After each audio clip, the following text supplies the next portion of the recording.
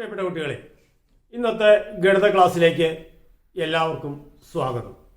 ഇന്ന് നമ്മൾ 10ാം ക്ലാസ്സിൽ ഒരു വീഡിയോ ആണ് ചെയ്യുന്നത്. കഴിഞ്ഞ ദിവസം നമ്മൾ ത്രികോണമിതിയുമായിട്ട് ബന്ധപ്പെട്ട കുറച്ച് പ്രവർത്തനങ്ങൾ ചെയ്തിരുന്നു. അവിടെ നമ്മൾ പറഞ്ഞു നിർത്തിയത് ഒരു ത്രികോണത്തിൻ്റെ കോണുകൾ ഫിക്സ് ചെയ്താൽ അതിൻ്റെ വശങ്ങൾ തമ്മിലുള്ള അംശബന്ധവും ഫിക്സ് ചെയ്തു. അതായത് the angles of A triangle are fixed, then the ratio of the sides are fixed. വശങ്ങൾ തമ്മിലുള്ള അംശബന്ധം ഫിക്സ് ചെയ്തു എന്നർത്ഥം. അപ്പോൾ കോണുകൾ മാറുന്നില്ല എങ്കിൽ വശങ്ങൾ തമ്മിലുള്ള അംശബന്ധം മാറുന്നില്ല. വശങ്ങളുടെ നീളം മാറും, പക്ഷെ വശങ്ങൾ തമ്മിലുള്ള അംശബന്ധം മാറുന്നില്ല. അപ്പൊ അത് വെച്ചാണ് നമ്മൾ 30, 60, 90 കോണുകളുള്ള മട്ടത്രികോണത്തിന്റെ ഒക്കെ വശങ്ങളിൽ ഒരു വശം അറിയാമെങ്കിൽ മറ്റു വശങ്ങൾ കണ്ടുപിടിച്ചത്. അപ്പൊ ഈ അംശബന്ധം അറിയാമെങ്കിൽ നമുക്ക് മറ്റു വശങ്ങൾ കണ്ടുപിടിക്കാൻ എളുപ്പമാണ്. അപ്പൊ എന്ന് വിചാരിച്ച് എല്ലാ ത്രികോണങ്ങളുടെ ഏത് കോണിന്റെയും അംശബന്ധം ഇങ്ങനെ ഓർത്തിരിക്കാൻ നമുക്ക് പറ്റില്ല. പക്ഷെ അംശബന്ധം ഫിക്സഡ് ആണ്. അപ്പൊ അതിനു വേണ്ടിയിട്ട് നമ്മൾ ഓരോ കോണും വരുമ്പോൾ അംശബന്ധം എങ്ങനെയാ കണ്ടുപിടിക്കുന്നതെന്നാണ് നമ്മൾ ചർച്ച ചെയ്യുന്നത്. ഇപ്പോൾ ഒരു മട്ടത്രികോണം എടുത്തു കഴിഞ്ഞാല് ഞാനൊരു മട്ടത്രികോണം വരയ്ക്കുകയാണ്. ഇതൊരു മട്ടത്രികോണമാണ്. ഇതിന് ഞാൻ പേര് ABC എന്ന് കൊടുത്തു. അപ്പോ ഇത് 90 ഡിഗ്രി കോണാണ്. 90 ഡിഗ്രിക്ക് എതിരെ കിടക്കുന്ന വശത്തെ നമ്മൾ വിളിക്കാറുള്ള എന്താണ്? കർണം, ഹൈപ്പോട്ന്യൂസ് എന്ന് പറയുക. ഹൈപ്പോട്ന്യൂസ് എന്ന് പറയുന്നത് 90 ഡിഗ്രി ആംഗിളിന് ഓപ്പോസിറ്റ് ഉള്ള സൈഡാണ്. Side opposite to 90 degree angle is the hypotenuse. അതുപോലെ തന്നെ ബേസ് അതർ ടു സൈഡ്സിന് നമ്മൾ നേരത്തെ ബേസ് ഓൾട്ടിറ്റ്യൂഡ് എന്നൊക്കെ പറയാറുണ്ട്. പക്ഷെ ബേസ്ഡ് ഓൺ ദി ആംഗിൾസ്, ഈ ആംഗിളിന്റെ ബേസ് ചെയ്ത് പറയുകയാണെങ്കിൽ ഇതിന്റെ നേരെ എതിരെ കിടക്കുന്ന വശമാണ് ഇത്. ഇതിന് എതിർവശം അല്ലെങ്കിൽ ഓപ്പോസിറ്റ് സൈഡ് എന്ന് പറയാ. എതിർവശം അല്ലെങ്കിൽ ഓപ്പോസിറ്റ് സൈഡ്. ഇത് ഓപ്പോസിറ്റ് ഏതിനായിട്ട് അടിസ്ഥാനമാക്കി പറയുമ്പോൾ ഈ സി എന്ന ആംഗിളിനെ അടിസ്ഥാനമാക്കി പറയും. സിയുടെ എതിർവശമാണിത്. അതുപോലെ സിയുടെ അടുത്ത് കിടക്കുന്ന വശം, ഇതിന് നമ്മൾ സമീപവശം എന്ന് പറയും. ഇത് കർണം ഓൾറെഡി പേര് വിളിച്ചു കഴിഞ്ഞാൽ അതിന് മാറ്റമില്ല. കോൺ ഏതായാലും കർണത്തിന് മാറ്റമില്ല. പക്ഷെ സി എന്ന കോൺ എടുത്തു കഴിഞ്ഞാൽ സിയുടെ ഓപ്പോസിറ്റ് കിടക്കുന്ന സൈഡാണ് AB. സിയുടെ സമീപത്ത് എന്ന് പറയാൻ സിയിൽ നിന്ന് തന്നെ തുടങ്ങുന്നു. അപ്പൊ ഇതിന് നമ്മൾ സമീപവശം എന്ന് പറയും. എന്ന് പറയും സമീപവശം എന്ന് പറയാം. അല്ലെങ്കിൽ അഡ്ജസന്റ് സൈഡ്. അപ്പോ ഒരു മട്ടത്രികോണം എടുത്തു കഴിഞ്ഞാൽ അതിന്റെ ഒരു ന്യൂനക്കോണിനെ ബേസ് ചെയ്ത് അതിന്റെ വശങ്ങളെ നമുക്ക് എങ്ങനെയൊക്കെ പറയാം? എതിർവശം, സമീപവശം, കർണം. കർണത്തിന് മാറ്റമില്ല. മട്ടകോണിനെതിരെയുള്ള വശം എപ്പോഴും കർണമായിരിക്കും. അപ്പോ ഒരു കോൺ ഇതാ എടുത്തെങ്കിൽ സി എന്ന കോണിന് എതിരെ കിടക്കുന്ന വശമാണ് AB. സി എന്ന കോണിന് സമീപത്ത് കിടക്കുന്ന വശമാണ് BC. അപ്പോ കോൺ സിയുടെ എതിർവശം AB, കോൺ സിയുടെ സമീപവശം BC. അതുപോലെ A എന്ന കോണ എടുക്കുന്നെങ്കിലോ കർണം മാറില്ല. A എന്ന കോൺ എടുത്താലും 90 ഡിഗ്രിക്ക് എതിരെയുള്ള വശം മാറില്ല. അതുകൊണ്ട് കർണം അത് തന്നെ. ഹൈപ്പോട്ന്യൂസ് എന്ന് പറയുന്നത് മാറുന്നില്ല. പക്ഷേ ഇതിന് എതിരെ കിടക്കുന്നത് ഇതാണ്, BC ആണ്. അപ്പോ കോൺ എയുടെ എതിർവശമാണ് BC, കോൺ എയുടെ സമീപവശമാണ് AB. അപ്പോ ഓരോ ന്യൂനക്കോണിനെയും അടിസ്ഥാനമാക്കി വശങ്ങളെ എതിർവശം, സമീപവശം എന്നിങ്ങനെ തിരിക്കാം. The sides of the triangle R named as opposite side and adjacent side based on the acute angles of that triangle. അപ്പോ ഏത് അക്യൂട്ട് ആംഗിൾ? അപ്പൊ A എന്ന അക്യൂട്ട് ആംഗിളിനെ ബേസ് ചെയ്ത് അതിന്റെ ഓപ്പോസിറ്റ് സൈഡാണ് BC, അതിന്റെ അഡ്ജസന്റ് സൈഡാണ് AB. സി എന്ന കോണിന്റെ ഓപ്പോസിറ്റ് സൈഡാണ് AB, സി എന്ന കോണിന്റെ അഡ്ജസന്റ് സൈഡാണ് BC. എതിർവശം കർണം എപ്പോഴും മാറാതെ നിൽക്കും. അപ്പൊ ഏത് ത്രികോണം എടുത്തു കഴിഞ്ഞാലും അതിന്റെ ഒരു ന്യൂനക്കോണിനെ ബേസ് ചെയ്ത് നമുക്ക് അതിന്റെ എതിർവശവും സമീപവശവും ഒക്കെ തിരിക്കാൻ പറ്റും. അപ്പൊ അങ്ങനെയാണ് എങ്കിൽ ഇനി നിങ്ങൾക്ക് തരുന്ന ടാസ്ക് ആണ്. നോക്കിക്കോളൂ, ഒരു ട്രയാംഗിൾ ഞാൻ വരച്ചിട്ടുണ്ട്. അതിനെ ഞാൻ PQR എന്ന് പേര് കൊടുത്തു. അപ്പോ P എന്ന കോണിനെ ബേസ് ചെയ്ത് ഇതിന്റെ വശങ്ങൾ എന്ന് പറയുക. കോൺ P യുടെ കോൺ പി യുടെ എതിർവശം ഏതാണ്? കോൺ പി യുടെ സമീപവശം ഏതാണ്? Opposite side of angle P, adjacent side of angle P, adjacent side of angle P, adjacent side angle P. പിന്നെ ഹൈപ്പോട്ടന്യൂസിന് മാറ്റില്ല. ഹൈപ്പോട്ടന്യൂസ് ഏത്? കർണം എന്ന് പറഞ്ഞേ. Opposite side of angle P, പിയുടെ എതിർവശം ഏതാ? പിയുടെ എതിർവശം QR, പിയുടെ എതിർവശം QR ആണ്. ഇനി പിയുടെ സമീപവശം adjacent side of P, angle പിയുടെ അഡ്ജസന്റ് സൈഡ് പിയിൽ നിന്നാണ് തുടങ്ങുന്നത്. അതായത് PQ. അഡ്ജസന്റ് സൈഡ് വരുമ്പോൾ ആ വെർട്ടെക്സും കൂടി ഉൾപ്പെടും. ഓപ്പോസിറ്റ് സൈഡിൽ ആ വെർട്ടെക്സ് ഇല്ല, മറ്റു രണ്ട് വെർട്ടെക്സേ ഉള്ളൂ. ഓപ്പോസിറ്റ് സൈഡ് പറയുമ്പോൾ ആ വെർട്ടെക്സ് ഒഴിവാക്കി മറ്റു രണ്ട് വെർട്ടെക്സും വരും. അഡ്ജസന്റ് സൈഡ് വരുമ്പോൾ ആ വെർട്ടെക്സിൽ തുടങ്ങും. ഹൈപ്പോട്ടന്യൂസിന് മാറില്ല. അതേത് തന്നെയാണ്? കർണം എന്ന് പറയുന്നത് PR തന്നെയാണ്. കർണത്തിന് മാറ്റില്ല. കോൺ പിയുടെ എതിർവശം QR, കോൺ പിയുടെ സമീപവശം PQ. ഇനി കോൺ പിയുടെ പകരം കോൺ R എടുത്താലോ? കോൺ ക്യൂവിനെ ബേസ് ചെയ്ത് പറയില്ല. 90 ഡിഗ്രി ആംഗിളിനെ ബേസ് ചെയ്ത് നമ്മൾ പറയില്ല. ആംഗിൾ ആറിനെ ബേസ് ചെയ്ത് പറഞ്ഞാലോ? ആംഗിൾ ആറിന്റെ ഓപ്പോസിറ്റ് സൈഡ് എന്ന് പറഞ്ഞാൽ PQ ആയിട്ട് വരും. അപ്പോ ഇവിടെ ആൻസർ ഇപ്പൊ സൈഡ് മാറി. അഡ്ജസന്റ് സൈഡ് ഓപ്പോസിറ്റ് സൈഡ് അങ്ങോട്ടും ഇങ്ങോട്ടും മാറും. കോൺ ആറിന്റെ സമീപവശം അഡ്ജസന്റ് സൈഡ്, കോൺ ആറിന്റെ അഡ്ജസന്റ് സൈഡ് QR. അപ്പോ അവിടെ മാറി. അഡ്ജസന്റ് സൈഡ് കോൺ ആംഗിൾ R ഈസ് QR.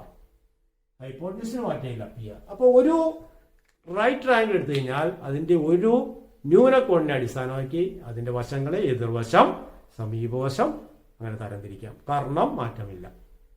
മനസ്സിലായല്ലോ? അപ്പൊ അങ്ങനെയാണെങ്കിൽ നമ്മൾ പറഞ്ഞു ഒരു കോൺ ഫിക്സ് ചെയ്തു എന്ന് വിചാരിക്കുക. കോൺ ഫിക്സ് ചെയ്തിട്ടുണ്ടെങ്കിൽ അതിന്റെ വശങ്ങൾ തമ്മിലുള്ളൊരു ബന്ധം, ആ ബന്ധമാണ് നമുക്ക് കണ്ടുപിടിക്കുന്നത്. ചിത്രത്തില് ഒരു ത്രികോണം ADE വരച്ചിട്ടുണ്ട്. അതിന്റെ A എന്ന കോണിന്റെ എതിരെ കിടക്കുന്ന വശമാണ് DE. അതിന്റെ കർണമാണ് AD. ഇപ്പൊ ഇവിടെ കോൺ തന്നിരിക്കുന്നത് 21.32 ഡിഗ്രിയാണ്. അപ്പൊ 21.32 ഡിഗ്രി ആകുമ്പോൾ ആ 21.32 ആംഗിളിന്റെ ഓപ്പോസിറ്റ് സൈഡ് 1.64 എന്നും ഹൈപ്പോട്ടന്യൂസ് 4.5 എന്ന് പറയാം. അപ്പൊ ഇവ തമ്മിലുള്ള റേഷ്യോ, അതായത് ഓപ്പോസിറ്റ് സൈഡിനെ ഹൈപ്പോട്ടന്യൂസ് കൊണ്ട് ഡിവൈഡ് ചെയ്ത് നോക്കാം. അങ്ങനെ ഡിവൈഡ് ചെയ്യുമ്പോൾ കിട്ടുന്ന ആ റേഷ്യോ നമ്മൾ സൈൻ എന്നാണ് പറയുന്നത്. അതായത് ഇവിടെ ഇപ്പോൾ 1.64നെ 4.5 കൊണ്ട് ഡിവൈഡ് ചെയ്താൽ 0.36 കിട്ടും.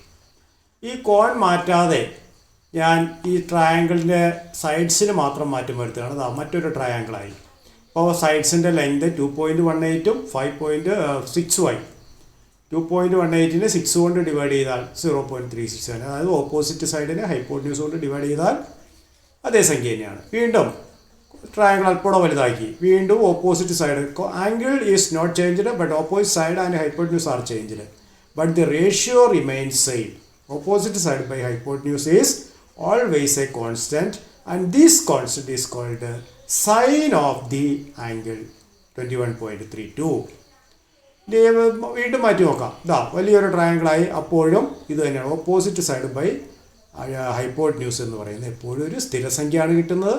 ഈ സ്ഥിരസംഖ്യയ്ക്ക് നമ്മുടെ സൈൻ എന്നാണ് പറയുന്നത്. അപ്പോൾ A എന്ന കോണിൻ്റെ എതിർവശത്തെ കർണം കൊണ്ട് ഹരിച്ചാൽ എപ്പോഴും ഒരു സ്ഥിരസംഖ്യ വരുന്നു. അതായത് എതിർവശവും കർണവും തമ്മിലുള്ള അംശബന്ധം എപ്പോഴും മാറില്ല. കോൺ മാറുന്നില്ലെങ്കിൽ എതിർവശം ബൈ സമയം കർണം ഒരു സ്ഥിരസംഖ്യയായിരിക്കും. ഈ സ്ഥിരസംഖ്യയ്ക്ക് നമ്മളതിൻ്റെ സൈൻ വാല്യൂ എന്നാണ് പറയുക. അപ്പോൾ ഒരു മട്ടത്രികോണത്തിൻ്റെ ഒരു കോണിൻ്റെ എതിർവശത്തെ ഹൈപ്പോട്ടന്യൂസ് കൊണ്ട് ഡിവൈഡ് ചെയ്യുന്ന റേഷ്യോയ്ക്ക് പറയുന്ന പേരാണ് സൈൻ. സൈഡ്സ് മാറുന്നു. സൈഡ്സ് മാറുന്നതനുസരിച്ച് ആ opposite side by hypotenuse is remain same ആയിട്ട് വരും. അപ്പോൾ ഇത് ക്ലിയർ ആയല്ലോ. ഇനി നമുക്ക് മറ്റൊരു റേഷ്യോ അഡ്ജസൻറ്റ് സൈഡ്. ഇതിന് പറയുന്ന AE എന്ന് പറയുന്ന കോൺ എയുടെ അഡ്ജസൻറ്റ് സൈഡാണ്. ഹൈപ്പോട്ടന്യൂസ് AD തന്നെ. അപ്പോൾ അഡ്ജസൻറ്റ് സൈഡിനെ ഹൈപ്പോട്ടന്യൂസ് കൊണ്ട് ഡിവൈഡ് ചെയ്ത് നോക്കാം. അപ്പോൾ വരുന്നതിന് നമ്മൾ കോസ് എന്നാണ് പറയുക. അഡ്ജസൻറ്റ് സൈഡ് കണ്ടോ, A എന്ന കോണിൻ്റെ കോസ് വാല്യൂ ആണ് അഡ്ജസൻറ്റ് ബൈ ഹൈപ്പോട്ടന്യൂസ്. അഡ്ജസൻറ്റ് എന്ന് പറഞ്ഞാൽ 7.5 ആണ്. ഇവിടെ ഹൈപ്പോട്ടന്യൂസ് 8.1 ആണ്. ഡിവൈഡ് ചെയ്തപ്പോൾ 0.93 കിട്ടി. ഇനി ട്രയാങ്കിളിൻ്റെ സൈഡ്സ് ഒന്ന് മാറ്റം വരുത്തി നോക്കാം. കണ്ടോ, അഡ്ജസൻറ്റ് സൈഡും ഹൈപ്പോട്ടന്യൂസും ഇങ്ങനെ മാറി വന്നു. അഡ്ജസൻറ്റ് സൈഡ് 4.38, ഹൈപ്പോട്ടന്യൂസ് 4.7 ആയപ്പോഴും ഓപ്പോസിറ്റ് അഡ്ജസൻറ്റ് ബൈ ഹൈപ്പോട്ടന്യൂസ് 0.93 വന്നു. അപ്പോൾ ഈ ട്രയാങ്കിളിൻ്റെ സൈഡ്സ് മാറുമ്പോൾ ആംഗിൾ മാറുന്നില്ല, പക്ഷേ സൈഡ്സ് മാറുന്നു. അപ്പോൾ അഡ്ജസൻറ്റ് ബൈ ഹൈപ്പോട്ടന്യൂസ് എപ്പോഴും 0.93 ആണ്.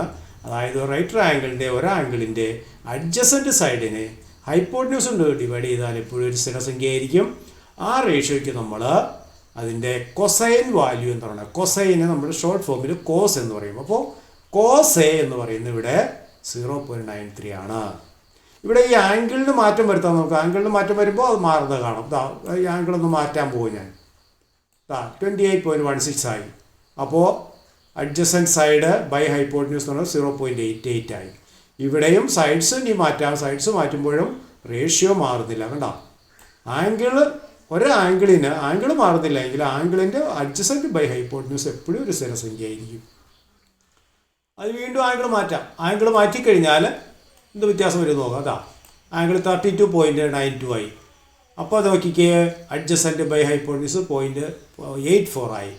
അപ്പോൾ വീണ്ടും എന്തേ കേട്ടോ, അഡ്ജസൻറ്റിനെ ഹൈപ്പോട്ടന്യൂസ് കൊണ്ട് ഡിവൈഡ് ചെയ്തപ്പോൾ 0.84, അഡ്ജസൻറ്റ് ബൈ ഹൈപ്പോട്ടന്യൂസ് 0.84. അങ്ങനെ ട്രയാങ്കിളിൻ്റെ അക്യൂട്ട് ആംഗിളിൻ്റെ അഡ്ജസൻറ്റ് സൈഡിൻ്റെ ഹൈപ്പോട്ടന്യൂസ് കൊണ്ട് ഡിവൈഡ് ചെയ്യുമ്പോൾ കിട്ടുന്ന റേഷ്യോയ്ക്ക് പറയുന്ന പേരാണ് കൊസൈൻ. അതിനെ കോസ് എന്ന് ഷോർട്ട് ഫോമിൽ വിളിക്കും. അപ്പോൾ കോസ് വാല്യൂ. ഇനി ഒരു വാല്യൂ കൂടി ഉണ്ട്. അതിന് ഏതാ വശമുള്ളത്? ഓപ്പോസിറ്റും അഡ്ജസൻറ്റും. ഓപ്പോസിറ്റ് സൈഡിനെ അഡ്ജസൻറ്റ് സൈഡ് കൊണ്ട് ഡിവൈഡ് ചെയ്യുമ്പോൾ ഇതുപോലെ ഒരു സ്ഥിരസംഖ്യ ആയിരിക്കും കിട്ടുക. അതിന് നമ്മൾ ടാൻ എന്നാണ് പറയുക. Opposite by adjacent is tan. അപ്പോൾ അതേ നോക്കിക്കോളൂ, ഇവിടെ ഓപ്പോസിറ്റ്. അപ്പോൾ ഓപ്പോസിറ്റ് ബൈ അഡ്ജസൻറ്റ്, ഓപ്പോസിറ്റ് എന്ന് പറഞ്ഞാൽ 32.92ൻ്റെ ഓപ്പോസിറ്റ് ബൈ അഡ്ജസൻ്റ് ആണ് കേട്ടോ. 5.43 ബൈ 8.39, അത് എപ്പോഴും ഒരു സ്ഥിരസംഖ്യ ആയിരിക്കും. അതിന് ആ കോണിൻ്റെ ടാൻജൻറ്റ് വാല്യൂ എന്നാണ് പറയുന്നത്. അപ്പോൾ ടാൻജൻറ്റിനെ നമ്മൾ ഷോർട്ട് ഫോമിൽ ടാൻ. അപ്പോൾ ടാനെ എന്ന് പറഞ്ഞാൽ ഓപ്പോസിറ്റ് ബൈ അഡ്ജസൻ്റ് ആണ്. അപ്പോൾ ഒരു റൈറ്റ് ട്രയാങ്കിളിൻ്റെ ഓപ്പോസിറ്റ് സൈഡിനെ അഡ്ജസൻറ്റ് സൈഡ് കൊണ്ട് ഡിവൈഡ് ചെയ്താൽ കിട്ടുന്ന ആ റേഷ്യോയ്ക്ക് പറയുന്ന പേര് ടാൻ എന്നാണ്. അത് ഒരു കോൺ മാറുന്നില്ലെങ്കിൽ അതെപ്പോഴും ഒരു സ്ഥിരസംഖ്യ ആയിരിക്കും. അതുപോലെ ഓപ്പോസിറ്റ് സൈഡിനെ ഹൈപ്പോട്ടന്യൂസ് കൊണ്ട് ഡിവൈഡ് ചെയ്താൽ കിട്ടുന്നത് അതിൻ്റെ സൈൻ വാല്യൂ ആണ്. അത് കോൺ മാറുന്നില്ലെങ്കിൽ അതെപ്പോഴും ഒരു സ്ഥിരസംഖ്യ ആയിരിക്കും. അതുപോലെ അഡ്ജസൻറ്റ് സൈഡിനെ ഹൈപ്പോട്ടന്യൂസ് കൊണ്ട് ഡിവൈഡ് ചെയ്താൽ കിട്ടുന്നത് അതിൻ്റെ കൊസൈൻ ആണ്. അതിന് കോസ് വാല്യൂ എന്ന് പറയും. അപ്പോൾ കോസ് 32.92 ഇവിടെ 0.54 ആണ്. സൈൻ 32.92 ഇവിടെ 0.54 ആണ്. കോസ് 32.92 ഇവിടെ 0.84 ആണ്. ടാൻ 32.92 ഇവിടെ 0.65 ആണ്. അങ്ങനെ ഏതൊരു ട്രയാങ്കിളിനും ഇതുപോലെ ഓപ്പോസിറ്റ് സൈഡും ബൈ ഹൈപ്പോട്ടന്യൂസും അഡ്ജസൻറ്റ് സൈഡ് ബൈ ഹൈപ്പോട്ടന്യൂസും ഓപ്പോസിറ്റ് ബൈ അഡ്ജസൻറ്റ് സൈഡും നമുക്ക് ഇതുപോലെ കണ്ടുപിടിക്കാം. അപ്പോൾ സൈൻ കോസ് ടാൻ വിലകൾ നമുക്ക് ജിയോജിബ്ര ഉപയോഗിച്ച് വളരെ എളുപ്പത്തിൽ കണ്ടുപിടിക്കാം. അപ്പോൾ സൈൻ കോസ് ടാൻ എന്താണെന്ന് ഉള്ള കാര്യമാണ് നമ്മളിവിടെ പറഞ്ഞത്. അത് മനസ്സിലായെന്ന് വിചാരിക്കുന്നു.